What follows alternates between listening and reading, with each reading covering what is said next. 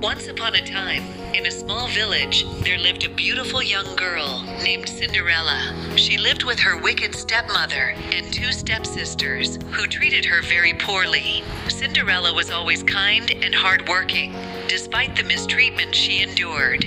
One day, a royal proclamation was issued, stating that a grand ball would be held at the royal palace, and all the young maidens in the kingdom were invited to attend.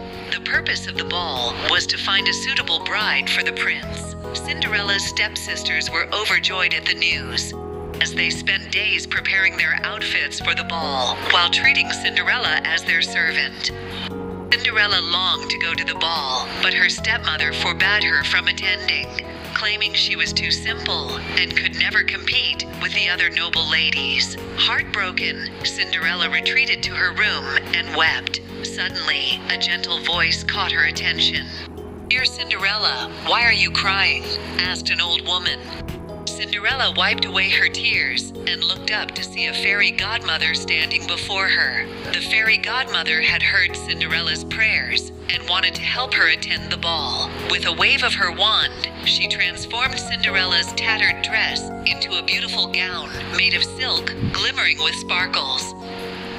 Complete the transformation, the fairy godmother turned a pumpkin into a magnificent carriage, and the mice in Cinderella's room into loyal horses to pull the carriage. She warned Cinderella that her magical transformation would only last until midnight, and she must leave the palace by then.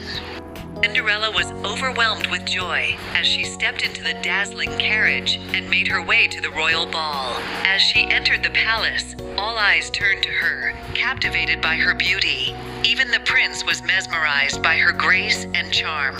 For the rest of the night, Cinderella danced with the prince, as if she were floating on air. Their connection was undeniable, and they enjoyed each other's company immensely. However, Cinderella couldn't forget the fairy godmother's warning, and reluctantly left the ball just before the clock struck midnight, leaving only a glass.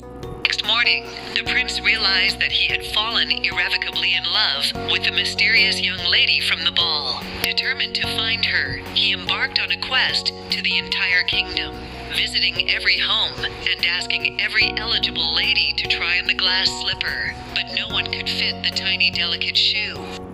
The prince arrived at Cinderella's home.